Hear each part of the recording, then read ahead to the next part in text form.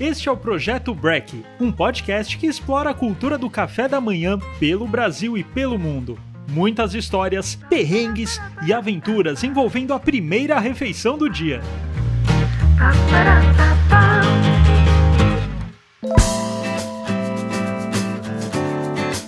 Olá, sejam bem-vindos a mais um episódio. Eu sou o Guilherme Zawitch, criador do Projeto Break, e estamos aqui na Gup Comunicação, nossa parceira que grava e edita nossos podcasts. Nosso convidado é escritor, cineasta, colunista de vários veículos como o Globo e Folha de São Paulo e grande flaneiro urbano. Seu mais recente livro, Qualquer Lugar Menos Agora, Crônicas de Viagem para Tempos de Quarentena, narra encontros, desencontros, brigas e andanças pelas mais variadas cidades. João Paulo Cuenca, bem-vindo, tudo bem? Tudo bem? Obrigado pelo convite, um prazer, Guilherme. Obrigado, João. Obrigado você. João, Qualquer Lugar Menos Agora, pra mim foi tipo uma máquina do tempo, assim, em casa, né? Principalmente na quarentena. São crônicas de várias cidades e envolvem bastante observações e detalhes históricos. Como surgiu a ideia deste livro e quando foram essas viagens? Pois é, eu comecei a recolher material para essas viagens em 2006. Isso foram coisas que eu publiquei em colunas de jornal, para diversos jornais, em entradas de blog, em coisas baseadas em e-mails que eu escrevi, enfim. É um material que eu recolho, mas foi mais ou menos o ciclo de 2006 até 2019, 2020, que é quando surge a ideia de eu reunir isso. No meio da pandemia, eu acho que teve um momento que todos nós começamos a ver fotos antigas, né? Vídeos antigos. Pela nostalgia, sim. Nossa, foi terrível. Principalmente, eu chamo de auto-pandemia, né? Que foi lá para julho de 2020, né? Que era um momento que a gente estava meio que sem sair de casa. Total, nossa. Completamente, né? A gente que podia não sair de casa, não saía. Então, nessa hora, veio com muita força a ideia de publicar essa antologia de crônicas de viagem. A Record topou, por sorte saiu agora no finalzinho já num clima de quarentena reabrindo, né? Também foi bacana pro livro. Foi em abril que saiu, né? Ele saiu julho, agosto. E essas viagens foram turismo, trabalho? Então, Guilherme, é uma mistura das duas coisas. Eu acho que eu aproveitei viagens de trabalho para emendar com maluquices de turismo. Então, eu fui convidado para um festival, sei lá, na França. Aí eu ia para o Cairo, para Istambul. Legal. Ou eu fui convidado para um festival, passou um filme meu em Seul. Aí eu ia para Xangai. Quer dizer, eu sempre estava estendendo as viagens além de compromissos laborais, né? E muitas vezes passando temporadas fora, às vezes sem saber direito o que eu estava fazendo. Muitas vezes eu estava fugindo do que me esperava no Rio de Janeiro, mas enfim, isso é outra história. Mas essas fugas deram certo e foram frutos interessantes. Eu vivi uns 15 anos assim, meio que em trânsito constante. Bacana. Teve ano que eu passei mais da metade do ano fora. Em 2019 eu saí morar em Berlim, peguei um visto e tal. Eu, em tese, voltaria para lá em 2020, mas veio a pandemia, meus planos também de vida mudaram um pouco, decidi ficar no Brasil. Mas eu tenho essas experiências fora sem nunca ter realmente morado lá. Então eu passava temporadas. Sim. O que me mantinha num estado de estrangeirismo permanente, né? Que eu acho que contribuiu para a escrita de algumas dessas coisas. E você já fazia anotações ou escrevia no computador? Já, o tempo inteiro. Quando eu estou viajando, eu saio muito com um bloco de notas desses pequenos que dá para botar no bolso. Eu estou sempre tomando notas, assim. Que legal. E no livro, né, tem um momento ali que você até visita um bar em Paris, que é um local onde o Gabriel Garcia Marques tentava encontrar o Júlio Cortázar, né, todos os dias. E comenta um pouco sobre essas histórias e alguns ídolos literários seus, que eu imagino que os dois sejam. E era um café Old Navy, quando eu fui ao Old Navy pela primeira vez, parecia um bar de estação de ônibus, sabe? Movimentado de madrugada, com figuras obscuras e tal. E era o único bar num raio de muitos quilômetros ali, em Saint-Germain, que servia comida de madrugada. Então, era um bar de bêbados vagabundos, assim. E aí depois eu fiquei pirado nesse lugar, porque é raro você encontrar um lugar em Paris para comer de madrugada e é raro encontrar um bar tão sujo, num lugar chique como é Saint-Germain e tal. Tão na moda, né? Tão na moda, tão branchê. E aí, Cortázar é uma referência muito forte para mim em Paris, né? Porque eu acho que eu conheci muito de Paris em cima do jogo da Amarelinha. Incrível, né? O Rajuela, putz, sensacional. Um livraço. E Paris é uma cidade que a gente conhece muito antes de ir lá pela primeira vez, né? A gente conhece muito de ler, e de ler romances que se passam ali e tal. E eu acho que o Cortázar, por ser latino-americano também, é uma dessas referências quando eu penso em Paris, né? Livros do Vila Matas sobre Paris também, enfim. enfim, teve um momento ali que eu tentava encontrar em Paris essa magia, né, dos escritores, tanto dos anos 20 quanto dos anos 50, 60, né, do pós-guerra, mas isso eu nunca encontrei. Eu acho que essa Paris tá no passado, virou uma cidade extremamente turística e muito cara, e turismo e preços altos afastam os escritores e os artistas, né? Então, mas talvez por isso mas que o Old Navy tá lá, cheio de então, tava lá, notívagos, bêbados. Tava lá, cheio de bêbados, notívagos, um chopp horroroso e barato. Até pouco tempo que ele fechou. A última vez que eu fui a Paris foi 2 anos. Ele tava fechado. Espero que ele reabra e não vire uma loja de maquiagem, uma farmácia, né? Tomara que não, cara. Pô, São Paulo tá se transformando nisso, né? Ainda tem, isso que é uma coisa legal também, tirando o Old Navy, que eu tô com medo que o Old Navy também não virou uma coisa no circuito, né? Mas assim, você ainda encontra esses cafés e esses bares legendários, né? Tem um bar que eu amo em Paris, que a Edith Piaf famosamente fez o primeiro show dela, os primeiros shows delas em Paris, que é o Au Folie, que é um bar ali, né, em Belleville, perto daquele cruzamento principal de Belleville, que é um boteco que tem o neon no teto, mas ele é muito fodido, é muito velho, e ele tem mesas na calçada. Então, desses poucos bares em Paris, você tem realmente várias mesas na calçada, e as pessoas bebendo cerveja, num panorama quase carioca. Rio de Janeiro, cara, exatamente. Eu ia comentar isso. Pois é muito legal. Porque é lá em cima, né? E você tem essa vista, umas ruas de paralelepípedo. Exatamente. E, João, falando em Cortázar, né? Putz, escritor argentino, seu pai também é argentino, não tem como não comentar dos cafés de Buenos Aires, que são verdadeiras instituições nas cidades, alguns históricos e até centenários, estão sempre lotados, o pessoal se tapeando ali para ler um jornal, conversando, eles abrem de madrugada. Qual que é a sua relação com Buenos Aires e os cafés? Buenos Aires eu acho que é a primeira cidade que eu realmente frequentei fora do Brasil, por questões familiares, eu tenho metade da família lá. Desde muito pequeno eu era muito fascinado. Primeiro que é uma cidade interminável, né? Ela é infinita. Muito mais imponente do que qualquer capital europeia. Primeira vez que eu fui a Madrid, eu me decepcionei profundamente. Eu pensei, porra, isso é a capital do Império? Buenos Aires é muito mais imperial do que Madrid. E mesmo do que Paris. Eu acho que as avenidas de Buenos Aires são lindas, né, cara? Muito lindas. Intermináveis essa coisa... longas, né, cara? As avenidas longas. Lá, tipo, vão embora com o mesmo nome, sem mudar de nome, né? Tipo, a Rivadavia, a rua tem dezenas de quilômetros. E tem essa cultura de café, que tem uma vantagem grande em relação a Paris, eles são muito mais acessíveis, né? Então, você fica ali o dia inteiro, né? Tem aquele café Britânia famoso, dos escritores ali no centro de Buenos Aires. O britânico em frente ao hipopótamo. Isso. Ali na divisa, né, da fronteira entre Santelmo e a Boca. Essa coisa de encontros aleatórios, né? Eu tava lá e o Coppola entrou quando ele tava filmando Tetro. Sensacional. Cara, ele entrou... como se fosse qualquer um, assim, e sentou, assim, na minha diagonal. E eu, cara, olhei aqui e falei, não pode ser. Perguntei pra garçonete, né, e sabe, às vezes naquela coisa do... o argentino tem, às vezes, esse tipo de resposta, né, eu falei, é o Coppola? E ela só fez, sim. Tá sempre aqui? Sim. Tipo, como se... Cara, eu não acreditei. E depois eu saí. E pra quem não sabe, o britânico, né? O hipopótamo são de madeira, assim, com umas janelas enormes, né? E dão a volta na esquina. Aí eu saí pela porta principal pra passar em frente à janela, pra contrastar o fato, né? E dando aquela olhada meio, tipo...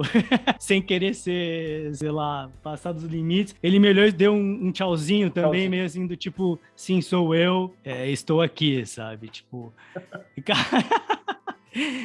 Acontece. Sim, sou eu sei que você sabe que sou eu. Exato. E legal que você comentou disso, né? Ele escolheu Buenos Aires para filmar um filme em preto e branco, né? Super diferente aí de tudo que ele fez sobre a comunidade italiana na América Latina. Super legal esse filme. E ele morou em São Telmo, ele morou em uma casa lá. Eu acho que até hoje ele tem uma casa em Buenos Aires, né? Ah, é? Era sócio de uma vinícola e tal. Uma coisa não relacionada, mas também um diretor de cinema que a princípio não tem nada a ver e fez um filme lá que eu acho maravilhoso. É o Wong Kar-wai, né? Sim. Ele filmou o Happy Together, o Felizes Juntos lá, que é um filmaço. É muito legal, cara. Tem um restaurante de comida coreana, que eu esqueci o nome, mas dá um Google, é fácil de encontrar, que é uma das locações do filme em Buenos Aires, é uma delícia e o lugar é espetacular, né? Um outro café de Buenos Aires, eu acho que é em Flores, mas eu não lembro com certeza não. Eu já fui algumas vezes. E tem um café que eu amo, que é um café bar, que é o Los Galgo, Esse eu conheço. que é na Cajal. O Edgardo Cosarin, que é um argentino contemporâneo, mas enfim, de outra geração, ele deve estar com uns 70, ele Sim. sempre vai lá. É um desses lugares que você vai também e encontra escritores. Los Galgos, eu acho que ele tá um pouco mais vivo do que o britânico, porque ele não tá numa área turística, é meio que aquele centrão ali. É o microcentro, né? E aí eu recomendo demais o Los Galgos, pra quem não conhece. Mas e, cara, no geral, assim, os cafés, você vai, você escreve, você participa dessa cultura? Super. Quando eu viajo, eu gosto de escrever em trem e em café. E é uma dificuldade, assim, no Brasil não tem muito essa cultura de café, de você abrir um bloco e escrever, né? As pessoas ficam ali querendo que você peça mais um café. E é uma coisa que, das cidades que eu conheço, Viena tem cultura de café desse jeito, tem sofá e tal, Berlim tem, Praga tem, Buenos Aires, Paris, mas assim, tirando esses lugares, nem Nova York tem, assim, os cafés são lugares meio de passagem. Eu gosto dessa cultura do café que é pra você ficar, você meio que aluga, você compra um cafezinho e aluga aquela mesinha, aquela vista da calçada. E ninguém te enche o saco. Ninguém te enche o saco. Isso é uma coisa que eu tenho muita saudade. E se eu tivesse dinheiro, quisesse queimar dinheiro, eu abriria um café desses de madeira aqui no centro de São Paulo. Que era pra eles ficarem aí. Tem até o nome, é o Dylan Bar, Dylan Café, uma coisa assim. Dylan por Dylan Thomas ou por Bob Dylan? Pelos dois, na verdade. Pelos dois? Pelo Bob e pelo Thomas, E botaria uma biblioteca no fundo e umas mesas de madeira e a pessoa só precisava comprar um café. Cara, sensacional. Faça isso, por favor. São Paulo precisa. Cara, São Paulo que né, tipo, pô, Brasil, café, a cultura cafeeira, não tem um café antigo ali pra você sentar e que não seja barulhento, né, pra começar. Exatamente, tem essa também. Que as pessoas não estão berrando no telefone do seu lado e você se esparramar assim numa cadeira no sofá e, sei lá, observar, né, cara? Observar que é muito disso. E observar sem ser observado como se fosse uma pessoa estranha. Porque, por exemplo, durante muitos anos no Rio de Janeiro, quando eu morava no Rio, eu tentava trabalhar em café. O Rio, como que é a cena de cafés? Tem cafés antigos? É pior... Não, tem bares antigos, né? Tem botequins antigos. Aí você fica tomando chopp. Aí, nesses lugares até, você não é tão estranhamente observado, porque você tá sempre com o chopp cheio, você não sai expulso também, né? Tem que ficar bebendo. Mas você vai tentar... Se você tenta trabalhar num café no Rio, desses... E sou amigo das livrarias, dos cafés, as pessoas que vão nos lugares, elas te olham estranho. Tipo, tá trabalhando, que ele acha que ele é um escritor, ele acha que ele tá no filme. Pô, vai fazer isso num lugar discreto, aqui na minha frente. É assim que você se sente. E, JP, você passou uma boa temporada em Berlim, né? Você morou lá e no livro você cita o Bowie, que também morou, foi contemporâneo ali com Iggy Pop. Por que Berlim e Bowie? Eu acho que o link entre os... Berlim virou... Como Berlim é uma cidade, o epicentro de uma guerra mundial e da Guerra Fria, né? E é uma cidade que foi destruída para depois ser dividida em várias partes, e depois o muro cai e ela vira um lugar de reinvenção. É um lugar que muita gente já foi para dar do Ctrl-Alt Del, né, para resetar a vida, né, para limpar o que tinha antes e começar algo novo. Eu acho que quando Bowie chega em Berlim, ele chega nesse estado de desgraça e vício total. Imagina para onde que ele vai, né? Mas de alguma maneira, eu acho que ele dá a virada mais importante da carreira dele ali, é onde ele compõe a trilogia de discos mais importantes dele, né, centralmente o Heroes. Mas enfim, mas eu acho que isso é uma coisa que não só o Bowie fez em Berlim, né? Todo mundo que vai para Berlim meio que tem essa espécie de intuição de que pode ser uma cidade que você pode se reinventar.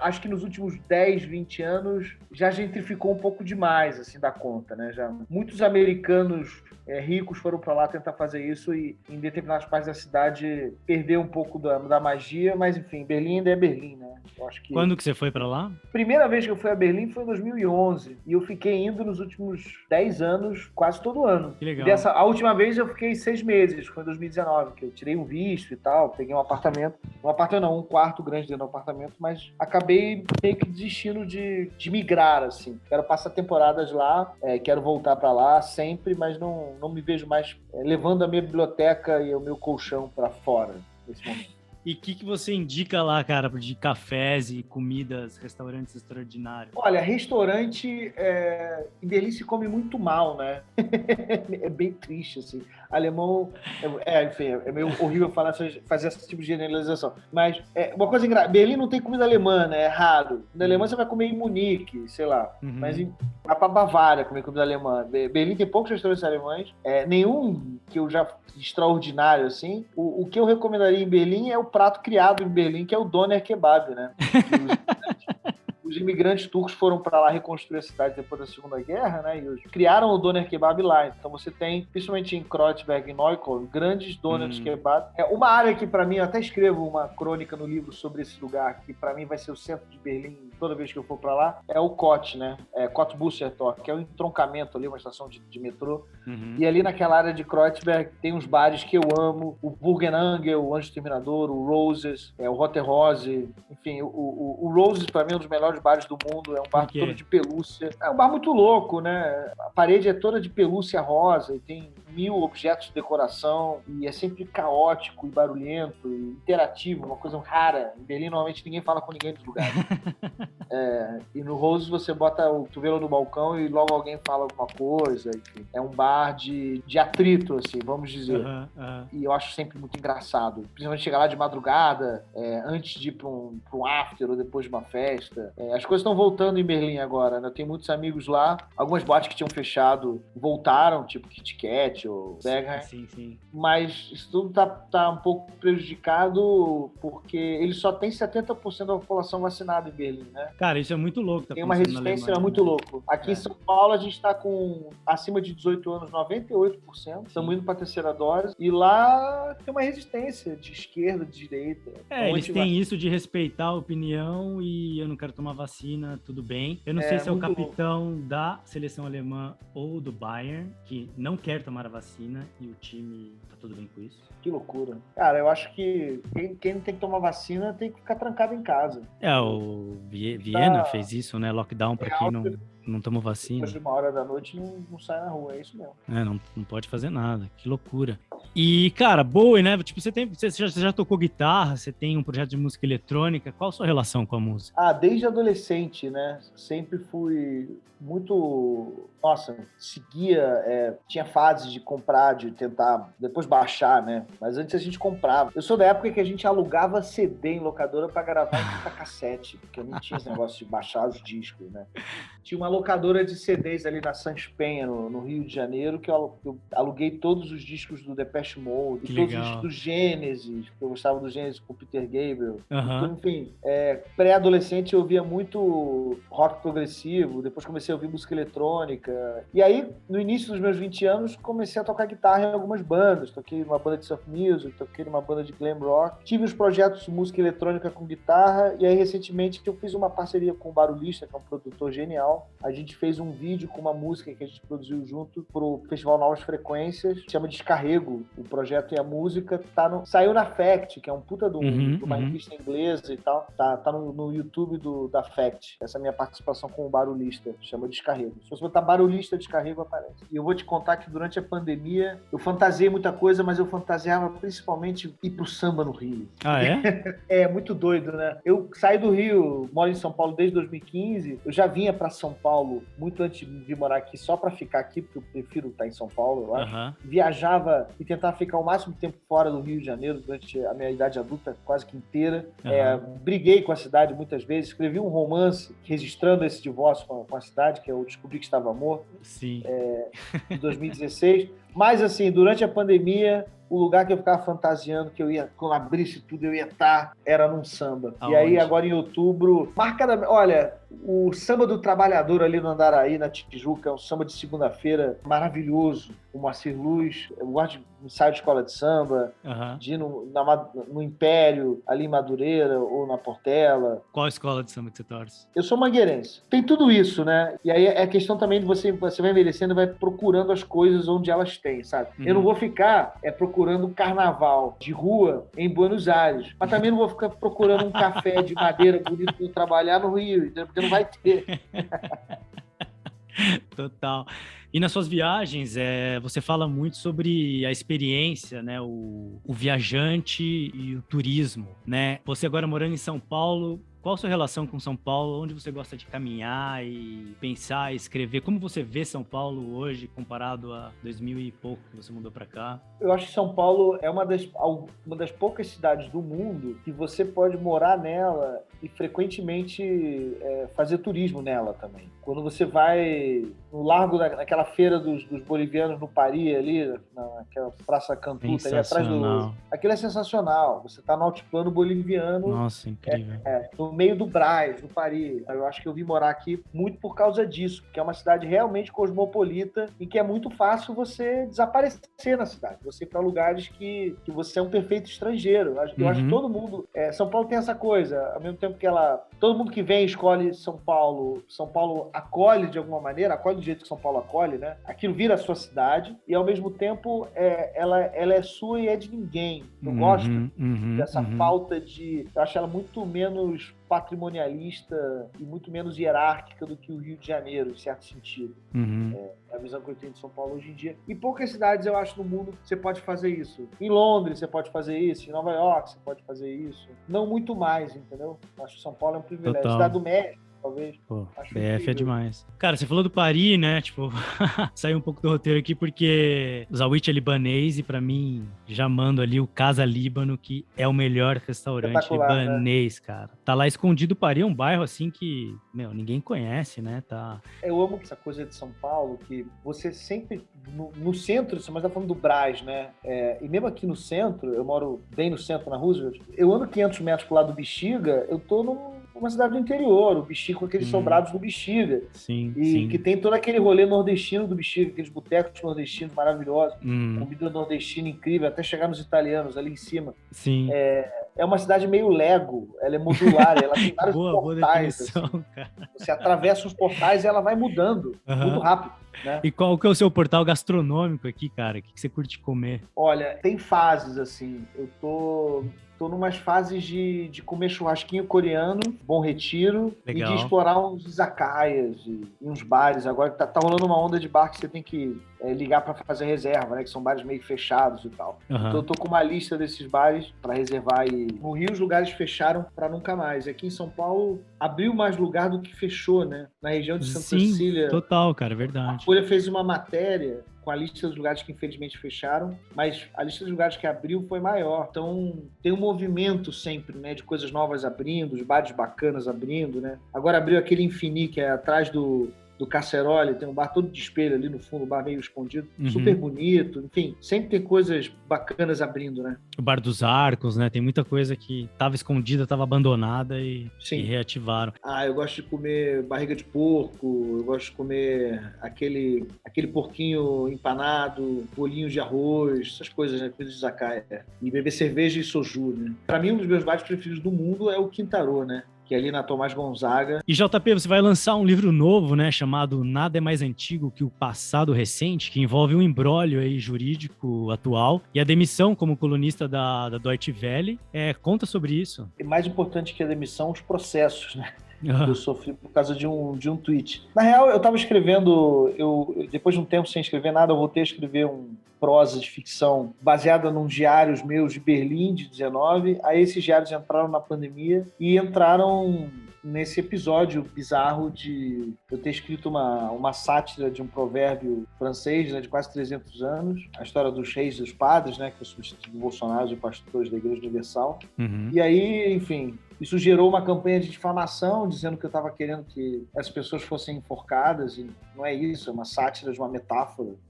Mas, enfim, eles sabem o que é uma metáfora, né? Porque parte deles é estudiosa da Bíblia, então... Total.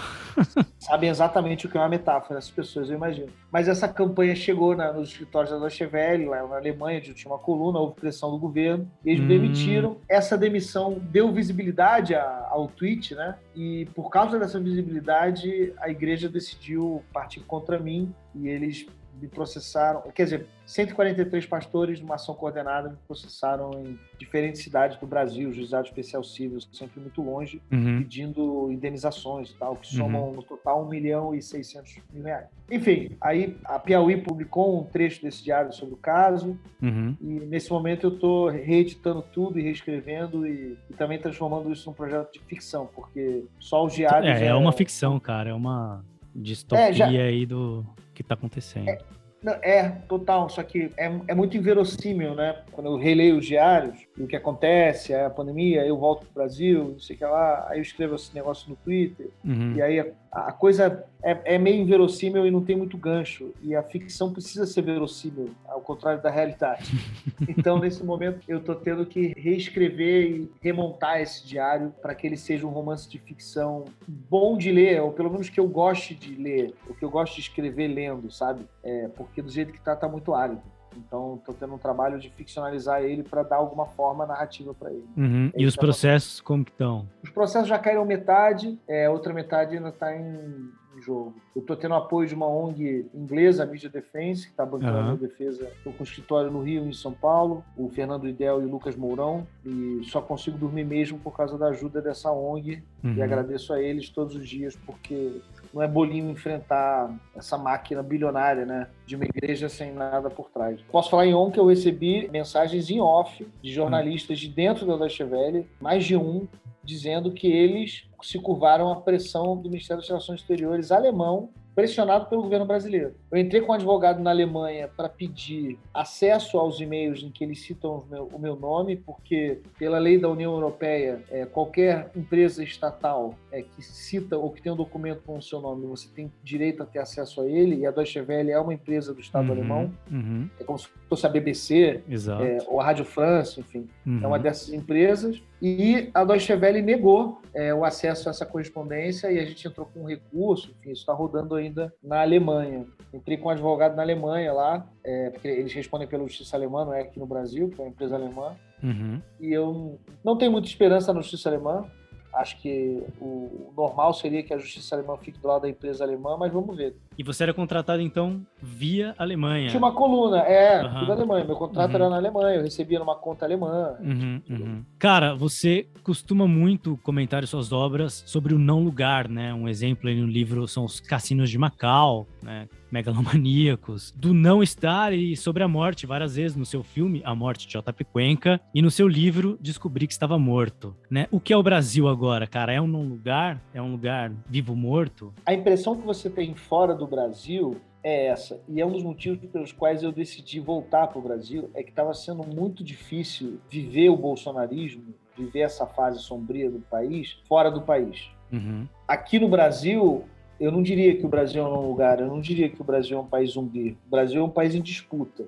Você tem uma potência incrível e você tem uma escuridão abissal. E a gente está vendo uma queda de braço entre essas forças progressistas e reacionárias, e essa queda de braço envolve todos os espaços. Todos os espaços. A imprensa, a rua, o bar, a calçada, o judiciário, as instituições, Congresso, Assembleia Estadual, Assembleia Legislativa, envolve tudo. O Brasil está em disputa e nunca esteve tanto em disputa. Então, assim, acho que é um terreno muito vivo. E sim, existe um lado desse Brasil que quer transformar isso aqui numa grande fazenda de gente, num grande shopping center de miseráveis, num grande estacionamento de concreto, num grande nada, né? Total. Numa grande loja da Havan.